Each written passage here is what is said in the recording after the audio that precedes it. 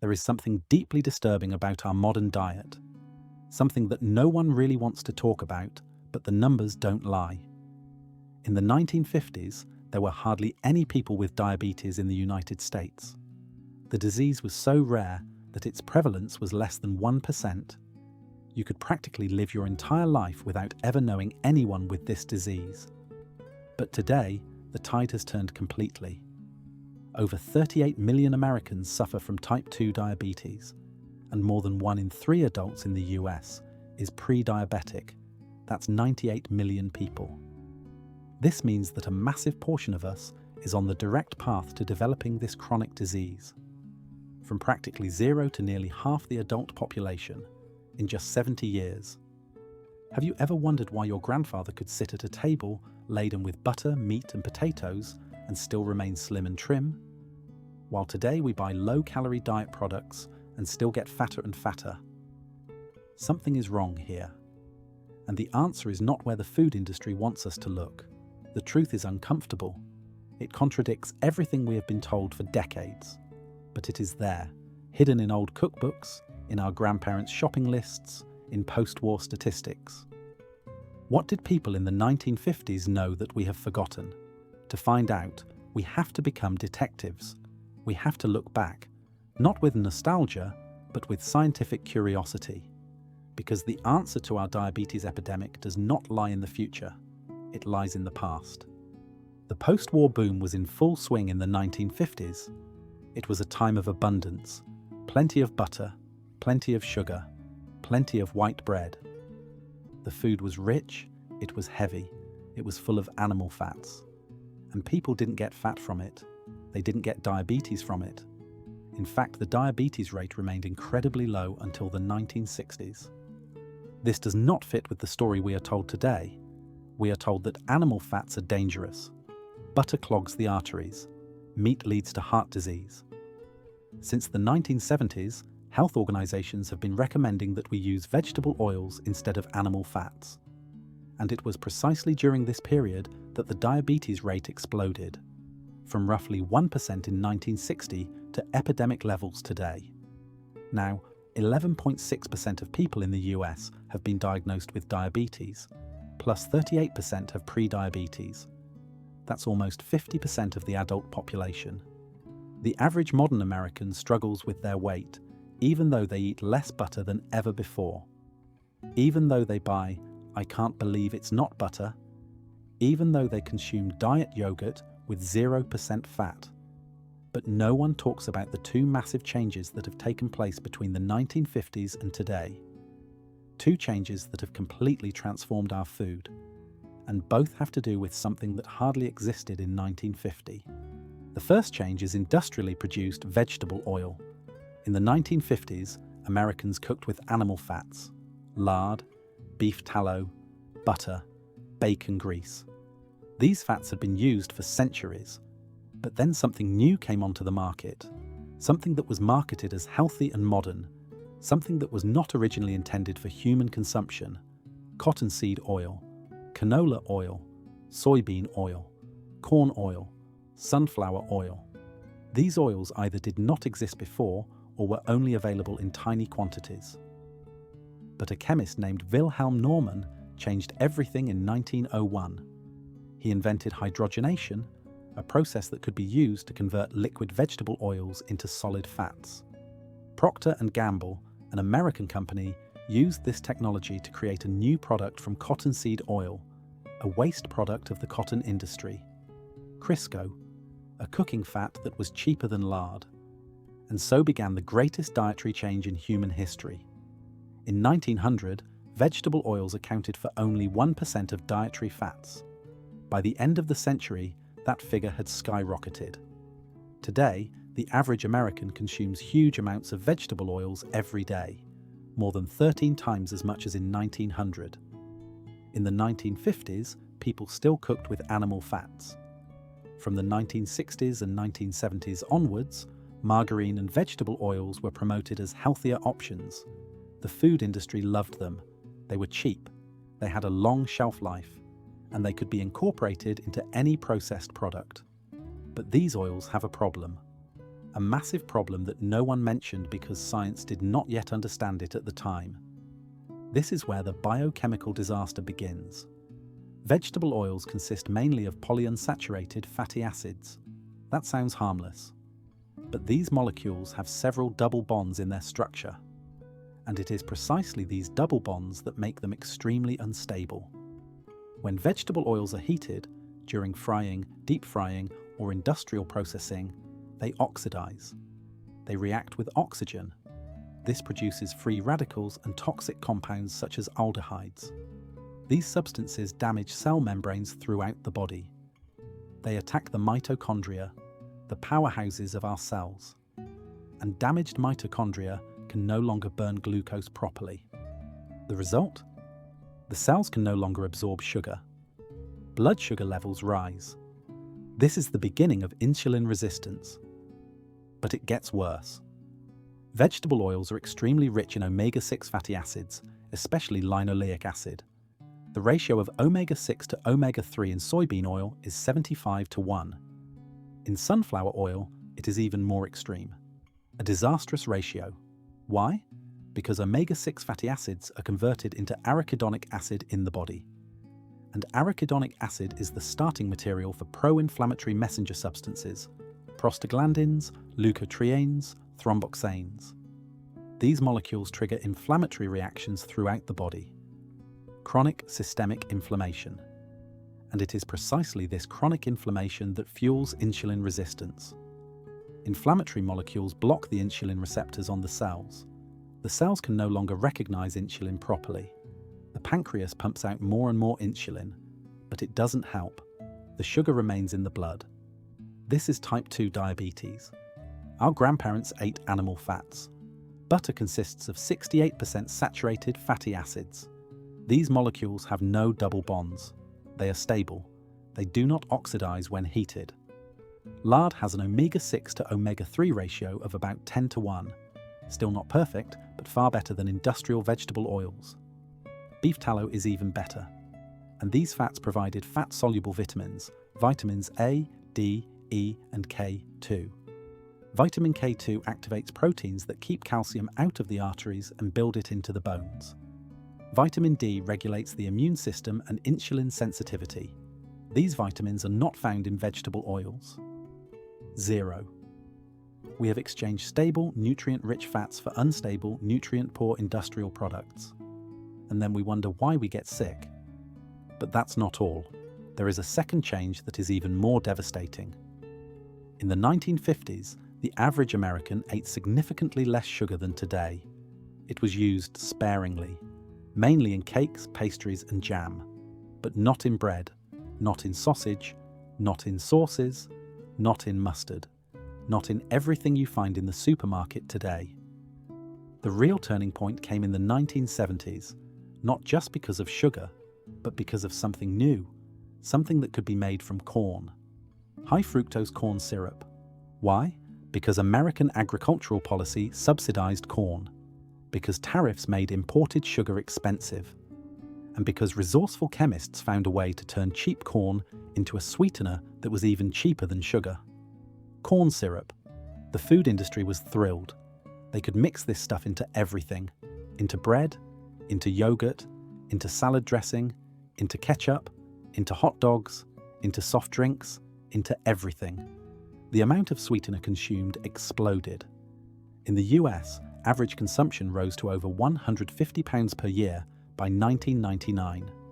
Today, that figure remains shockingly high, a mix of pure sugar and corn syrup, more than double the amount in 1950. Hidden sugar. Sugar you can't see. Sugar you don't expect. Now comes the crucial biochemistry. Normal table sugar consists of equal parts glucose and fructose. Glucose is metabolized by every cell in the body, but fructose can only be broken down in the liver. And when the liver gets more fructose than it can process, something devastating happens. The fructose is converted directly into fat, not into any kind of storage, but into liver fat, in the liver itself. This is called de novo lipogenesis. The liver converts fructose into triglycerides, blood fats, which it then releases into the blood. but some of it remains in the liver. The result? Fatty liver, not from alcohol, but from sugar. And a fatty liver is highly insulin resistant. It ignores insulin. It continues to release sugar into the blood, even though there is already enough there. Blood sugar rises. The pancreas pumps out more insulin. It's a vicious cycle. But fructose has another insidious effect. It does not trigger a feeling of satiety. Glucose activates insulin, and insulin signals to the brain, "I am full." Fructose bypasses this mechanism. You can drink liters of sugary drinks and never really feel full. The hunger center in the brain remains active. You continue to eat. You keep drinking. Your calorie intake increases. And every extra calorie from fructose ends up as fat in the liver and abdominal cavity. Visceral fat, the most dangerous fat of all. Because belly fat is not just a passive storage facility. It is hormonally active. It produces pro-inflammatory cytokines. It exacerbates insulin resistance. It is an organ in its own right that poisons the body. The body of a person in the 1950s had to cope with much less sugar. Today, our bodies have to cope with over 150 pounds a year, plus countless carbohydrates from white flour, white rice, and processed grain products. The pancreas is working overtime. It pumps insulin, more and more insulin. But at some point it's no longer enough. The beta cells in the pancreas, the cells that produce insulin, are exhausted. They die off, and then it's too late. Prediabetes becomes manifest diabetes. The point of no return has been reached, and now comes the punchline. The two changes, vegetable oils and industrial sugar, almost never come alone. They are partners. French fries, potatoes fried in cheap vegetable oil at high temperatures. The vegetable oils oxidize. Toxic aldehydes are produced. Add to that a load of salt and often sugar in the ketchup. The oxidative damage from the oil meets the fructose attack on the liver. Ready-made pizza? Dough made from white flour with sugar, topped with cheese and pepperoni, baked with vegetable oil. Blood sugar skyrockets. Insulin is released. At the same time, oxidized fatty acids bombard the cell membranes. Granola bars? Oats and grains, glued together with corn syrup, coated in vegetable oil-based chocolate. Every bite is a double whammy. Inflammation plus blood sugar spike. Salad dressing, canola oil plus sugar. The perfect formula for chronic inflammation and insulin resistance. The perfect formula for diabetes. But we were told that animal fats were the problem. We were told that butter made us sick. We were told that vegetable oils were good for the heart. Why? Because the studies that claimed this were funded by the industry. In 1948, Procter & Gamble, the manufacturer of Crisco, donated $1.7 million to the American Heart Association. That would be tens of millions today. And in 1961, the American Heart Association came out with a recommendation. Animal fats are dangerous. Eat vegetable oils instead. Eat Crisco. This was no coincidence. It was marketing. Marketing disguised as health advice. And since then, this message has spread worldwide. Health authorities everywhere repeat it, even though diabetes rates are skyrocketing, even though obesity is skyrocketing, even though heart disease has not declined, the recommendation remains the same. Let's summarize what we've learned. In the 1950s, people ate animal fats, saturated fatty acids that remain stable when heated, that do not produce free radicals, that do not cause chronic inflammation. They ate less sugar, less fructose. Their livers remained healthy. Their insulin sensitivity remained intact. They did not eat industrially processed foods. No oxidized vegetable oils, no hidden sweeteners. Diabetes was virtually unknown. Today we eat industrial vegetable oils that oxidize when heated and damage our cells. We eat twice as much sugar as we did back then, mainly in the form of fructose, which directly fattens the liver. We eat highly processed foods at every meal, combining both toxins. And 1 in 3 of us is pre-diabetic. The connection is crystal clear, but no one wants to say it because it contradicts the official story. Here's the uncomfortable truth. The diet of the 1950s wasn't perfect, but it was biochemically compatible with human metabolism. Animal fats provide stable energy without damaging the mitochondria. They don't trigger inflammatory cascades. They contain fat-soluble vitamins that are essential for insulin sensitivity.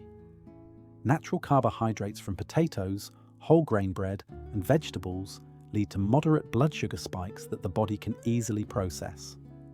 No fructose overload, no fatty liver, no chronic insulin resistance. Our bodies have been adapted to this food for thousands of years. Industrial vegetable oils have only been around for about 100 years. High fructose corn syrup for about 50 years. Our metabolism is not designed for this. It rebels. With oxidative stress, with inflammation, with insulin resistance, with diabetes. The solution is not complicated. It is just unpopular, because it means that we can no longer trust the advice of health authorities. It means that we have to critically question the food industry. It means that we have to go back to real food. What is real food? Food that your grandparents would have recognized. Food without an ingredients list. Food that wasn't made in a factory. Butter instead of margarine. The saturated fatty acids in butter are stable. They don't oxidize. They protect the cell membranes. Lard or tallow instead of canola oil. Lard has a better omega ratio and can withstand high temperatures. Meat from the butcher instead of cold cuts from a plastic package. Real meat without added sugar, without flavor enhancers, without hidden vegetable oils. Potatoes instead of potato chips. Complex carbohydrates with fiber that cause blood sugar to rise slowly. Fresh vegetables instead of frozen vegetables with butter flavoring from hydrogenated vegetable oil. Bread from the bakery instead of industrial bread with 20 ingredients and hidden sugar. Water instead of soft drinks. No fructose overload. No insulin chaos. Coffee instead of energy drinks. It's not complicated. It's also not expensive if you do it right. It just means you have to cook for yourself again. That you buy ingredients instead of ready-made products. That you invest time instead of money for convenience. Next time you're at the supermarket, do a simple test. Turn the package over. Read the ingredient list. If it says sunflower oil, you now know oxidized omega-6, chronic inflammation, insulin resistance. Back on the shelf. If it says canola oil, same thing. Back on the shelf. If it says soybean oil, corn oil, cottonseed oil, back on the shelf. If it says sugar, high fructose corn syrup, fructose, dextrose, maltose, sucrose, and that's in the first 5 ingredients. You know, fatty liver, insulin spikes, diabetes, back on the shelf.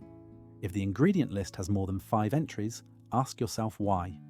Real food doesn't need 20 ingredients. Butter has 1 ingredient, cream. Bread needs 4, flour, water, salt, yeast. Meat has 1 ingredient, meat. Everything else is industry. Everything else is biochemistry working against you. Now some will say, but people in the 1950s didn't live forever either. True. Average life expectancy was lower, but not because of diet. It was because of poorer emergency medicine, more smoking, and fewer safety regulations. Anyone who made it to 60 back then had a good chance of living to 80. And without diabetes, without insulin injections, without metformin, without fatty liver, without chronic inflammation, their mitochondria functioned. Their insulin receptors were intact. Their metabolism was healthy. Others will say, but people were thinner back then because they worked harder. That's only partly true. Yes, physical labor was harder, but people also consumed fewer calories per day than we do today. And those calories came from real food, not processed junk. From fats that fill you up. From proteins that maintain muscle. From complex carbohydrates that provide energy without fatty liver. The combination of real food and exercise kept them slim. Not diets, not calorie counting, but real food that doesn't destroy the metabolism. The human body is a machine that has been optimized over millions of years. The biochemistry of your cells is the same as that of your ancestors 10,000 years ago. Your mitochondria function according to the same principles.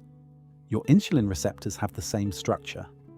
Your body is made for animal fats, for saturated fatty acids that provide energy without oxidizing, for proteins that maintain muscle mass, for vegetables that provide vitamins and minerals, for moderate amounts of natural carbohydrates such as potatoes and whole grain bread, which cause blood sugar to rise gently. It is not made for vegetable oils from chemical factories, which oxidize at 350 degrees and produce free radicals. Not for corn syrup in every other product, which directly fattens the liver. Not for 20 additives per ready meal that disrupt the metabolism. When you give your body the right food, it works. The mitochondria produce energy. The insulin receptors remain sensitive. The pancreas stays healthy. Blood sugar remains stable. Weight regulates itself. Not overnight, but over months, over years, sustainably. Because the biochemistry is right, the solution to the diabetes epidemic is not more medication, not better blood sugar meters, not new diet pills. The solution is to stop letting the food industry poison us, to go back to basics, to what works biochemically, to what our cells understand.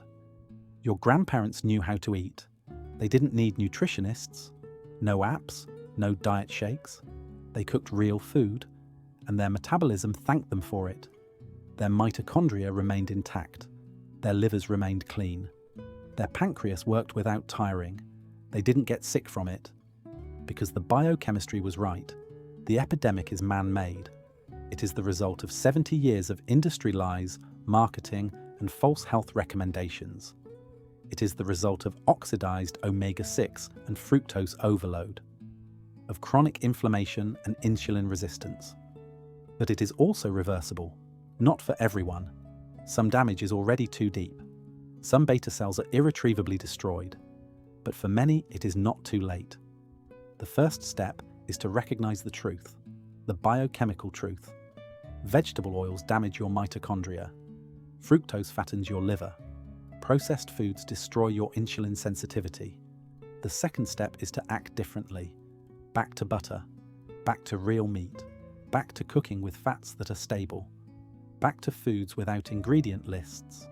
Back to what works biochemically. It's not time travel. It's common sense. It's biochemistry. And it doesn't lie.